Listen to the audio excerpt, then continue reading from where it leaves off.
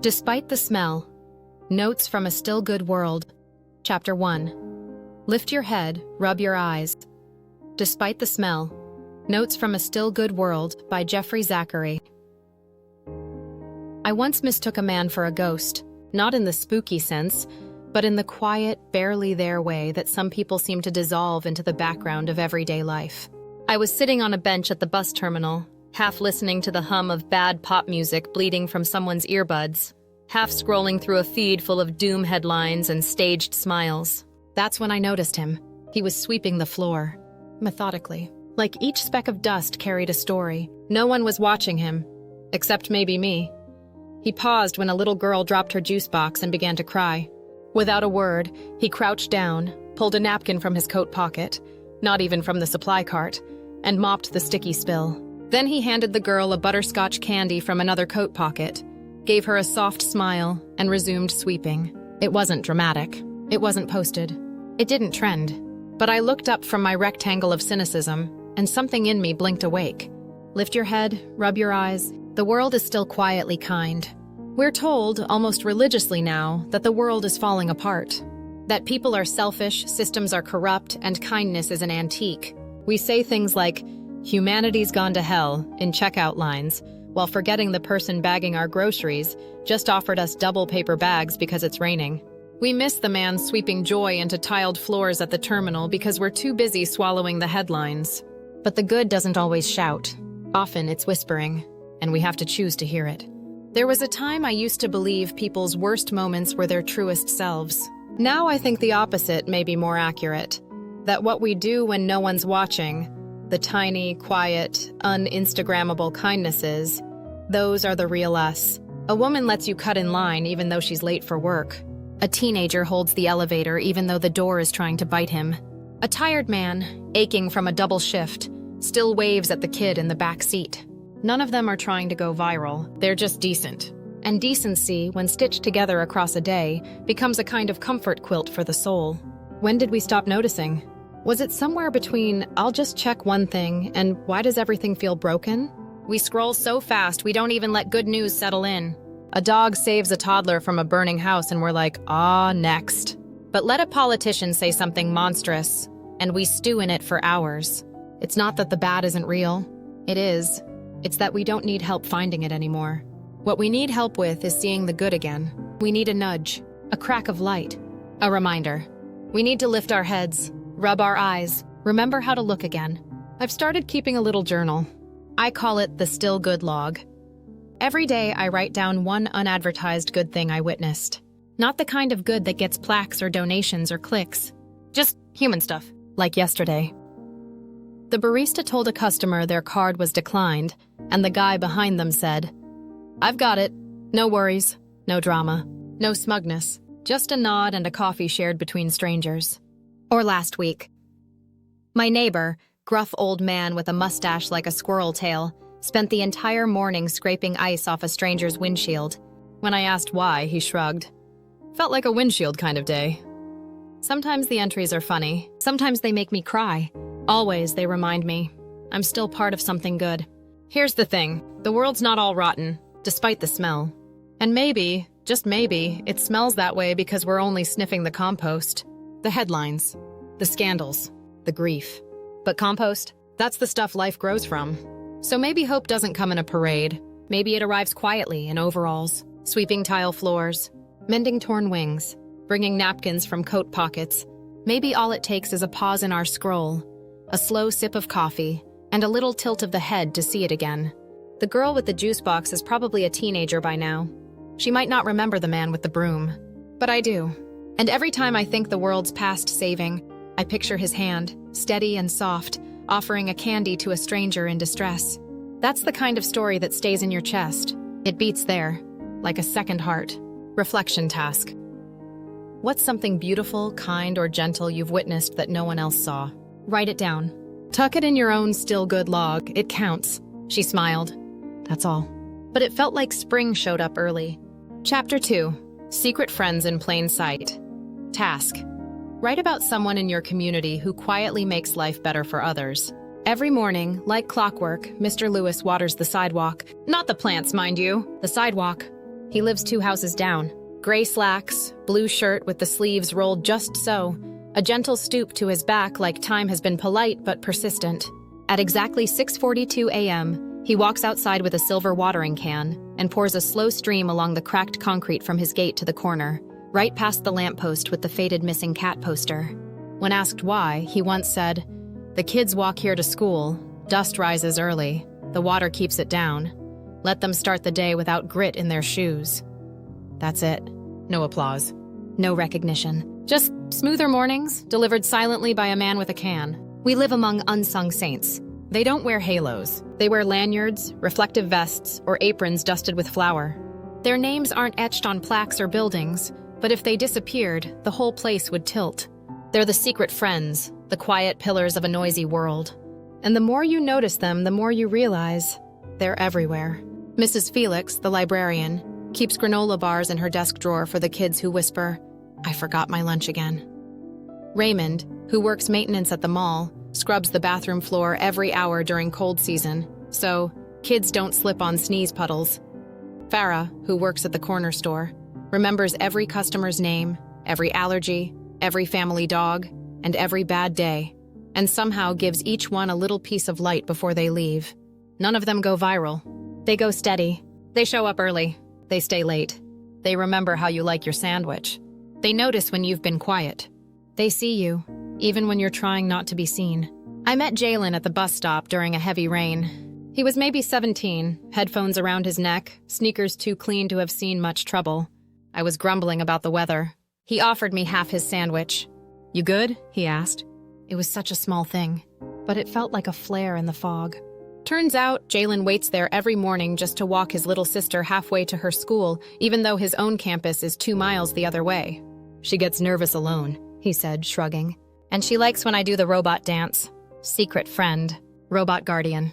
Hero with headphones. Not every hero storms a battlefield. Some just hold umbrellas for strangers." I asked a few people recently, who's someone in your life who makes it better without asking for thanks? Here's what they said. Angela, 35, paramedic. The lady at the donut shop. She tucks napkins into my bag with little smiley faces drawn on them. I keep them in the glove box. Feels like someone's looking out for me. Dev, 44, teacher. My neighbor plays guitar every Sunday afternoon on his porch. Doesn't sing, just plays. I've never told him, but I grade papers to his music. It makes me believe in softness. Renee, 61, widow. My mail carrier, Dante, knocks gently instead of ringing the bell since my husband passed. He always says, "Take your time." It sounds simple, but it's mercy. They're out there, in quiet corners, leaving kindness like breadcrumbs. And they're not just others, we're them too, or we can be. Sometimes all it takes is noticing. Sometimes all it takes is seeing someone as someone, not a task, not a role, not a background blur, but a person, alive in the middle of a long, hard day. Poem.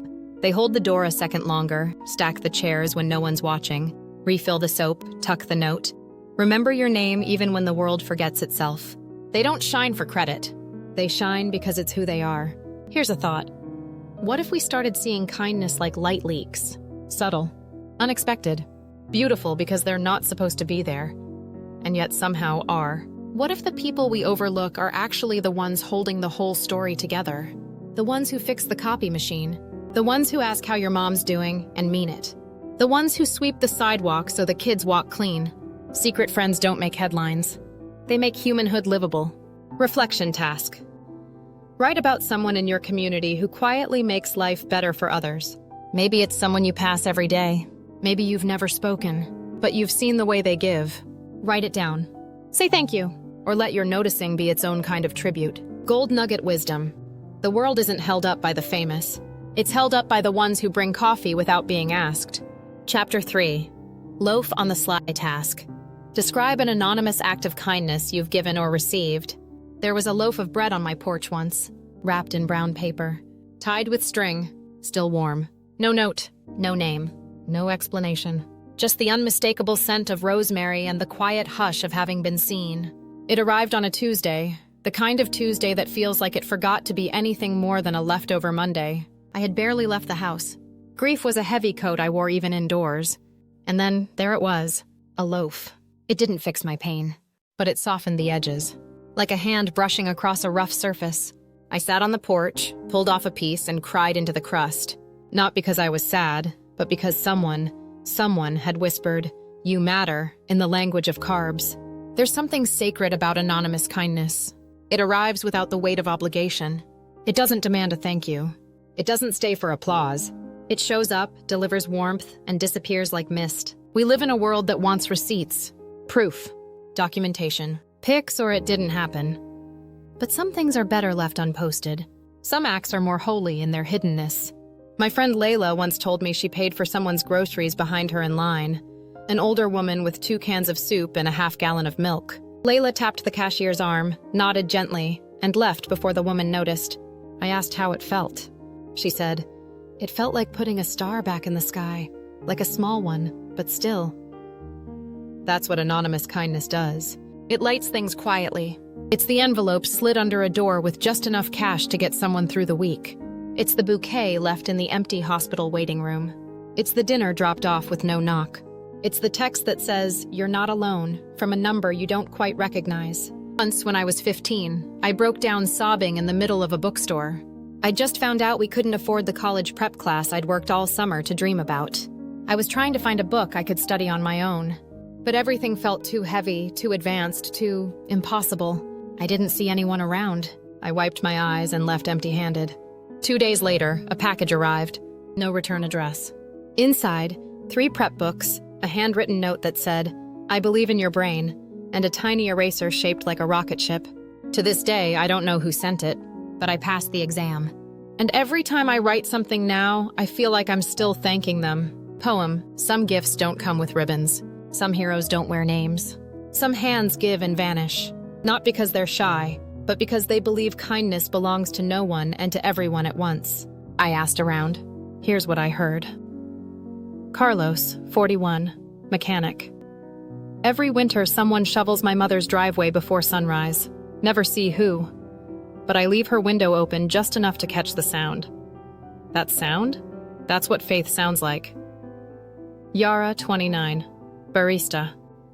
I left my journal on the train once. Thought it was gone. A week later, it was mailed to the cafe where I work, with a new pen and a note that said, "Keep writing. You don't know who you're healing." Khalil, 67, retired. I leave snacks in the park for the kids who hang out near the benches. Granola bars, apples, no label. I just remember being that kid once, hungry and pretending I wasn't. These are not grand gestures. They are quiet mercies, unseen stitches in the quilt of community. And in some ways, they're more powerful for being invisible. Because when you receive kindness without a name, you begin to believe it could be anyone. And when you give kindness without credit, you become part of a great, luminous network of secret givers. A constellation of loaf leavers and bill payers and story believers. One night last December, someone decorated the trees outside a local shelter. String lights, paper stars, tiny notes that said things like, "You are not what you've lost. Love doesn't require an address. You belong here." No one claimed it, but all winter, those trees glowed, and so did the people sitting beneath them. We're taught to chase legacy, to build monuments, to make sure the world remembers us. But maybe the truest kind of legacy is the one no one can trace. Maybe the best kind of giving is the kind that leaves no fingerprints, only warmth. Reflection task. Describe an anonymous act of kindness you've given or received. What made it powerful? What did it change? Write it out. Let it live. Then maybe go do another one. Gold nugget wisdom. You don't have to be known to be kind. You just have to show up quietly with something warm and leave before the gratitude settles.